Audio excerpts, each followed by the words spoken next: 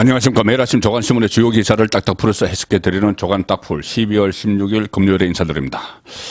최근에 윤석열 대통령이 지지율이 상승 곡선을 그리고 있죠. 30% 중반이 대개 나오고 어떤 여론조사는 40%대를 돌파했다. 이런 결과도 나오는데 이번 연말에 그 교통방송에서 퇴출되는 김어준 씨가 설립한 여론조사 기관이 하나 있습니다. 그래서 여론조사 기관을 설립하는 것을 놓고 앞으로 여론조작에 나서려고 하는 것 아니냐. 지금까지 가짜뉴스를 많이 퍼뜨렸는데 그런 이야기까지 나왔는데 이 김어준 씨가 설립한 여론조사 꽃이라는 기관입니다. 여기서 최근에 여론조사 결과를 하나 내놨는데 김어준표 여론조사. 자, 어떻게 나왔을까요? 그 윤석열 대통령 지지율 잘한다 41.9%가 나왔다고 합니다. 40%대가 나왔습니다. 김어준 씨가 설립한 여론조사 회사에서 다른 어제 전국 지표조사에서 4개 여론조사 기관이 공동으로 하는 전국 지표조사에서도 30%대 중반이 나왔는데 이 김어준 씨가 설립한 여론조사 기관에서 41%가 넘는 40%대를 기록을 했습니다. 자, 무슨 의미가 있을까요? 일단 뭐 여론조사를 뭐 이렇게 조작은 하지는 않았겠죠.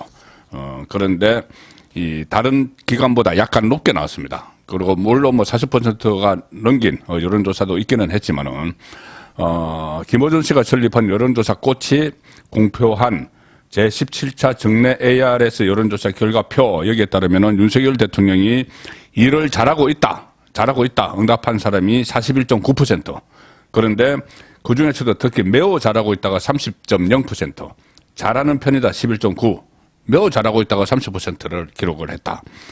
반대로 일을 잘못하고 있다는 응답은 55.6%.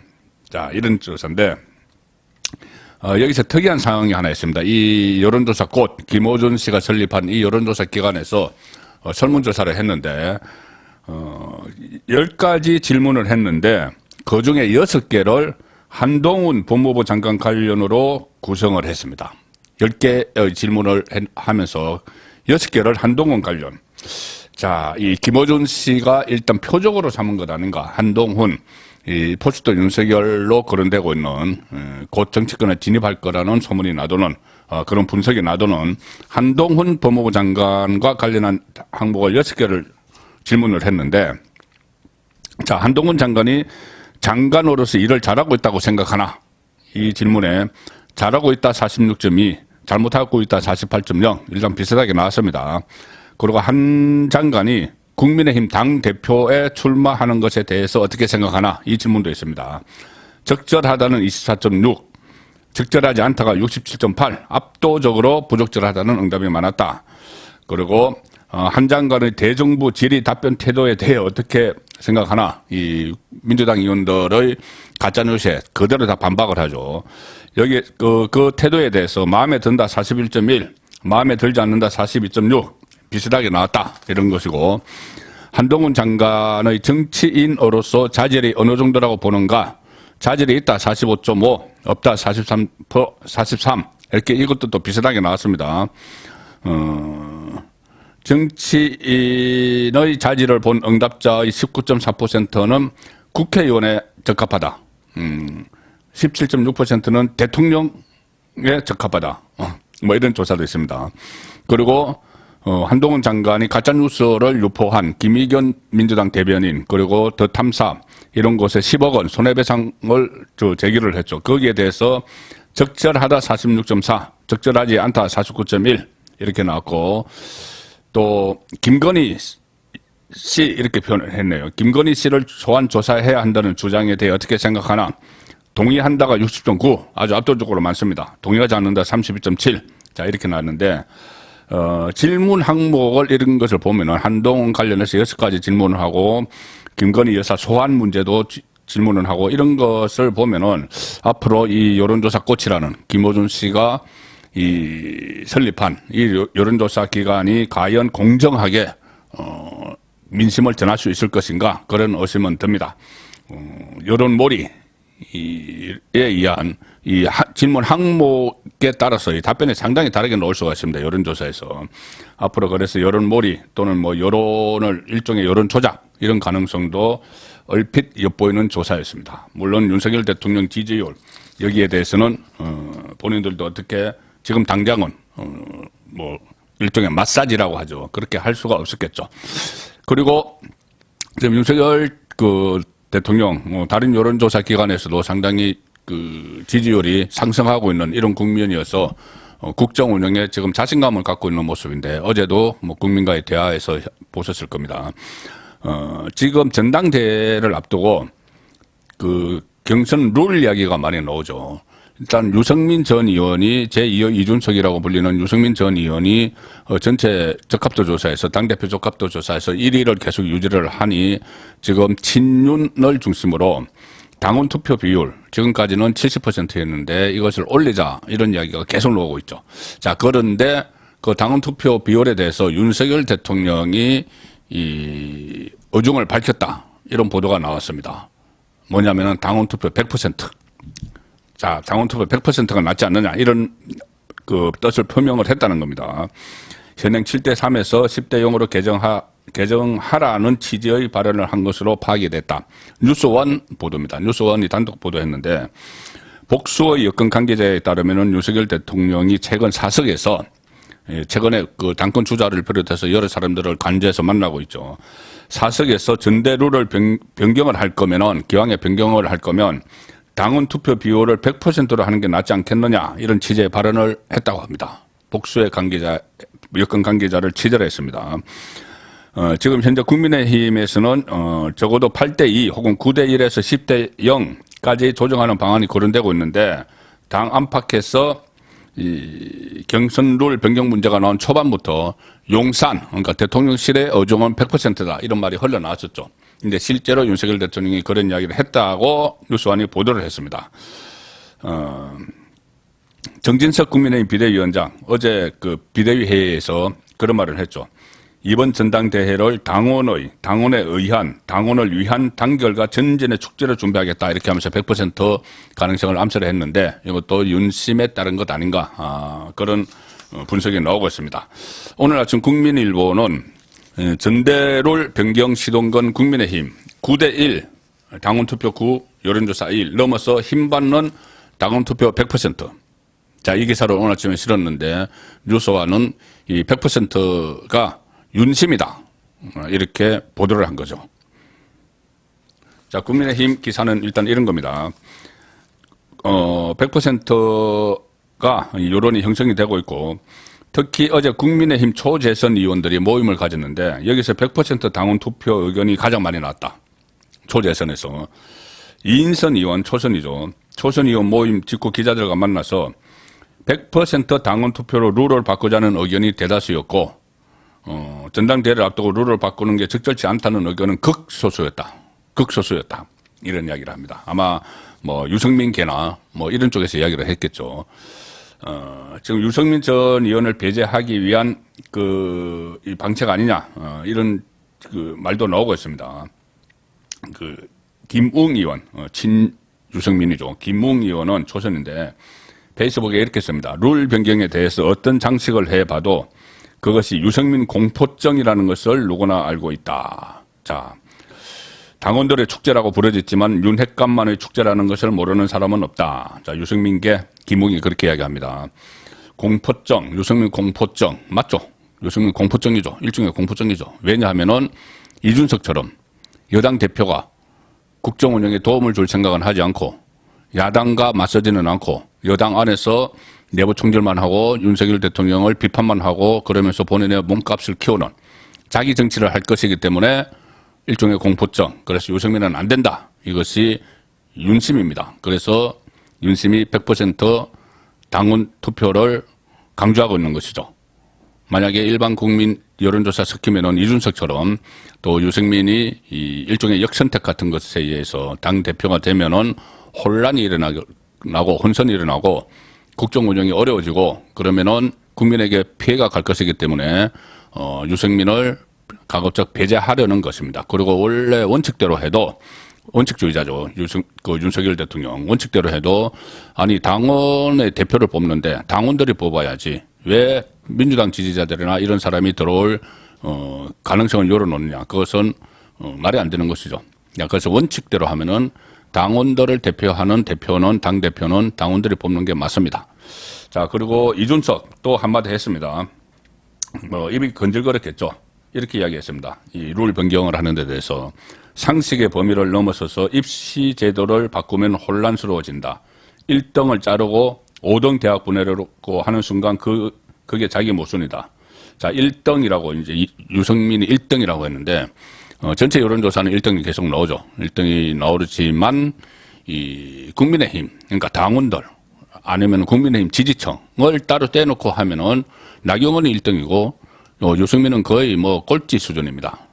완전 꼴찌는 아니지만은, 이 나경원보다 훨씬 뒤떨어지죠. 또 안철수보다도 뒤떨어집니다. 국민의힘 지지층만 놓고 보면은. 그러면은 1등, 그러니까 당원들의 대표를 뽑는 데서는 1등이 아니죠. 역선택이 있기 때문에 지금 1등으로 나오는 건데, 그래서 이것을 뭐 1등을 자른다. 이것은 만약에 대선에서 지지율이 그렇게 나왔다면 모르지만은 대선 후보로서 당 대표 적합도 조사에서 국민의힘 지지층에서는 1등이 아니기 때문에 이것은 말이 성립이 되지 않는 겁니다. 어제 또 윤석열 대통령 1차 국정과제점검회의 생방송으로 진행을 했죠. 예정 시간보다 한 50분을 더 넘겨서 했는데 오늘 조간신문의 일면 톱은 다 이 기사입니다. 윤석열 대통령 어제 3대 개혁, 연금, 노동, 교육 개혁에 방점을 찍었습니다. 한국경제에 보시면은 3대 개혁은 필수, 인기 없어도 반드시 하겠다.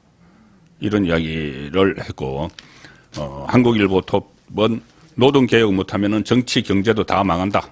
노동개혁, 최근에 화물연대 파업 조기에 종식시켰죠. 그리고 민노총과의 이 전쟁을 사실상 선포를 하고 노동개혁에 나서고 있습니다.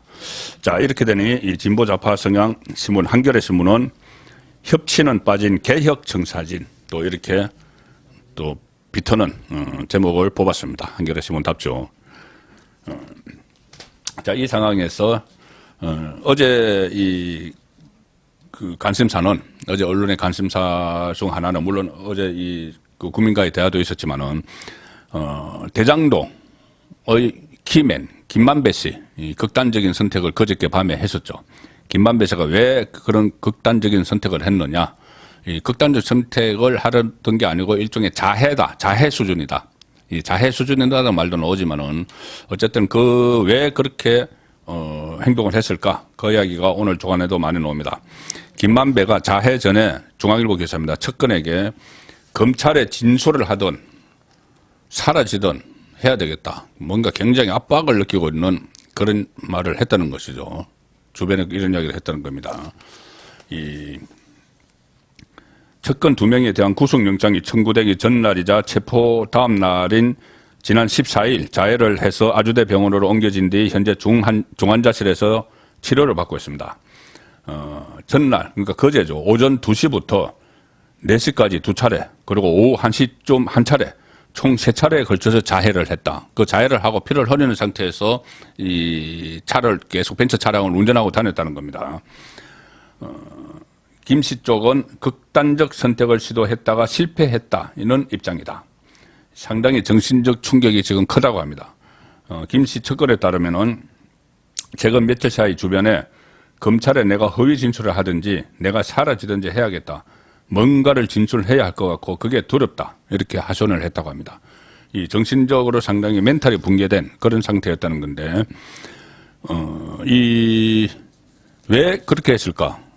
이것은 지금 분석이 나오는 것은 이 그동안 뭐 대장동, 뭐 천화동인 1호 뭐 이런 것 외에도 비자금을 한 260억 만들어서 숨겨두는데 그 비자금을 관리하던 사람 2사람이 체포가 됐기 때문에 멘탈이 무너졌다. 이런 분석이 나옵니다. 조선일보 기사입니다. 이면 기사. 3차례 자해 숨겨둔 260억 들통나자 멘탈이 무너졌다.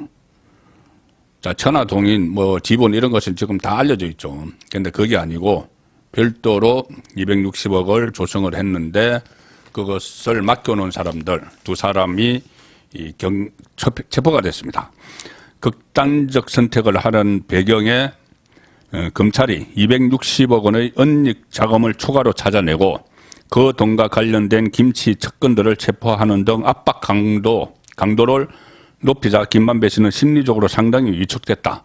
그리고 자신의 차 안에서 세 차례 자해를 시도한 후 20시간 동안 차로 배회하다가 자신과 통화한 변호사에 의해 발견돼서 병원으로 옮겨졌다. 지난 13일이죠. 검찰이 화천대유 공동대표 이한성, 그리고 이사 최우향, 그리고 인테리어업자 A씨를 체포하고 자신의 가족도 조사 대상이 되자 날 구속하면 되는데 왜 다른 사람을 체포하느냐, 내가 죽어야 끝나겠느냐, 이런 취지의 말을 했다고 합니다. 그래서 이씨, 최씨, 이한성 씨와 최우향 씨는 김만배 씨가 구속되어 있을 때 계속 옥바라지를 했던 사람입니다. 그리고 그 두 사람에게 그 계좌도 맡기고 비밀 계좌죠. 계좌도 맡기고 또 돈을 대여하는 형식으로 이렇게 줘서 관리를 하도록 했다. 그것을 검찰이 포착을 했습니다. 그래서 김만배 씨가 처한 상황을 두고 한 법조인은 이렇게 이야기합니다. 이미 800억 원이 동결된 데 이어서 그 화천대유 이 관련되는 거죠. 천화동인. 검찰이 추가로 찾아낸 260억 원까지 동결하고 이 자금에 부패방지법 위반 혐의가 인정되면은 몰수, 수증이 가능해진다. 재산 다 뺏긴다는 이야기죠. 숨겨놨던 거. 그래서 김만배 씨가 대장동 수익 중에서 한 푼도 손에 쥐지 못할 수 있다. 자, 그렇게 됐기 때문에 김 씨 주변에서는 김 씨의 멘털이 무너질 수밖에 없는 상황이다. 이런 말이 나오고 있습니다. 자, 김만배 범죄 수익 260억, 은닉돈 2명, 지금 뭐 조폭 출신, 제가 어제 말씀드린 최우향, 그 쌍방울 그룹 부회장까지 했습니다. 그리고 이한성 씨, 이화영, 그 이재명 대표의 핵심 척건, 이화영 전 경기도 평화부지사가 국회의원 할 때 보좌관을 했던 이한성 씨, 이 두 사람이 260억 은닉을 도왔는데 이 척건 2명은 지금 구속 기로에 섰습니다. 검찰이 구속영장을 청구를 했고 오늘 영장실질심사가 이루어지죠. 자, 이렇게 되면 김만배 씨는 더욱 압력을 받게 되고 김만배 씨에 끝나는 것이 아니라 이 재산을 은닉한 두 사람이 이재명 대표와 밀접한 관련이 있습니다. 쌍방울, 한 사람은 쌍방울로 관계가 있고 쌍방울을 통해서 이재명 대표와 관련이 있고 또 한 사람은 이화영, 이재명 대표의 핵심 척건, 이화영의 보좌관을 지냈기 때문에 또 관련이 있습니다. 그래서 단순히 이것이 김만배 씨가 본인의 이 재산이 돈이 다 없어지니까 이런 극단적 선택을 하려고 했느냐, 아니면은 더 깊은 어떤 커넥션, 정치권 커넥션과 연결되어 있느냐, 이 부분도 살펴봐야 될 문제죠.